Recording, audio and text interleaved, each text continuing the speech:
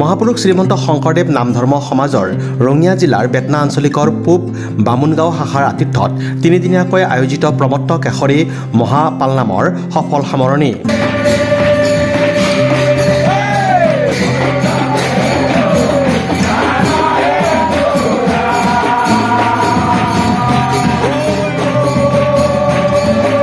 আঠ, 9 আৰু 10 মাৰ্চত তিনিদিনীয়াকৈ বৰ্ণাঢ্য কাৰ্যসূচীৰে আয়োজিত পূব বামুণগাঁও শাখাৰ নামঘৰত আজি 10 মাৰ্চত সফল সামৰণি পৰে কাৰ্যসূচীৰ।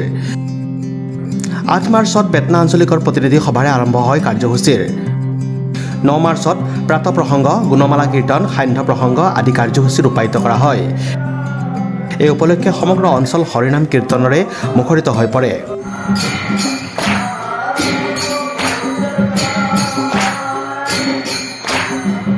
ইপিনে 10 মাৰ্চত ভকত আদৰণি কাৰ্যসূচীৰে আৰম্ভ হোৱা মহাপালনামত বেটনা আঞ্চলিক, ৰঙিয়া জিলা আৰু কেন্দ্ৰীয় সমিতিৰ কেইবাজনো বিষয়ববীয়া ভকত বৈষ্ণৱ উপস্থিত থাকে।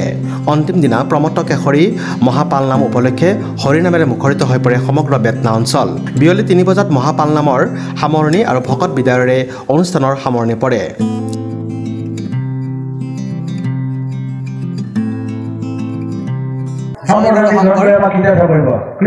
ৰঙিয়া জিলাৰ মহাপুৰুষ শ্ৰীমন্ত শংকৰদেৱ নাম ধৰ্ম সমাজ ৰঙিয়া জিলাৰ বেটনা আঞ্চলিকৰ পূব বামুণগাঁও শাখাৰ আতিথ্যত এই তিনিদিনীয়া কাৰ্যসূচীৰে প্ৰমত্ত কেশৰী মহাপালনাম ভাগ আমাৰ এই পূব বামুণগাঁও শাখাৰ নামঘৰত অনুষ্ঠিত কৰা হ'ল।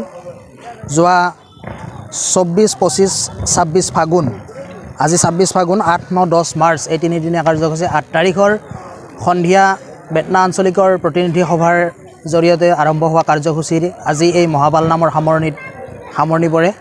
বিভিন্ন কাৰ্যসূচী আমাৰ সন্ধিয়া গুণমালা কীৰ্তন, নাম প্ৰসংগ আৰম্ভ কৰি ইয়াতে আমাৰ এই অনুষ্ঠানভাগী এই বেটনা আঞ্চলিকৰ আৰু অন্যান্য জিলা, অন্যান্য শাখাসমূহৰো ভকত বৈষ্ণৱসকল ইয়াত উপস্থিত থাকে। আমি এই অনুষ্ঠানভাগী কৰিবলৈ পাই অতিকে আনন্দ অনুভৱ কৰিছোঁ।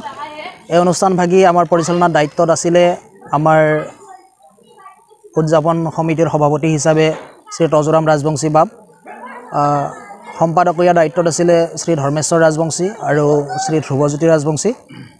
আমি এখেতসকলৰ পৰিচালনাতে এই অনুষ্ঠানভাগী এই তিনিদিনীয়া কাৰ্যসূচীৰে আজি এই ধ্বজা অৱতৰণৰ জৰিয়তে কাৰ্যসূচীভাগ সামৰণি মৰা হ'ল। 3টা দিনত আমাৰ প্ৰথম দিনা আমাৰ বেটনা আঞ্চলিকৰ প্ৰতিনিধি সভা, দ্বিতীয় দিনা ৰাতিপুৱা প্ৰাত প্ৰসংগৰে আৰম্ভ হৈ দুপৰীয়া নাম প্ৰসংগ, সন্ধিয়া গুণমালা কীৰ্তন, সন্ধ্যা প্ৰসংগৰে দ্বিতীয় দিনা কাৰ্যসূচী সমাপ্ত হয়। আজি তৃতীয় দিনা কাৰ্যসূচীত ৰাতিপুৱা ভকত আদৰণিৰে আৰম্ভ হয়। ৰাতিপুৱা 9 বজাৰ পৰা প্ৰমত্ত কেশৰী মহাপালনাম আৰম্ভ হয় আৰু এই দুপৰীয়া আবেলি 3 বজাত এই মহাপালনামৰ সামৰণি, ভকত বিদায়ৰে আমাৰ অনুষ্ঠান সামৰণি কৰিছে। Desk report, news express, Assam.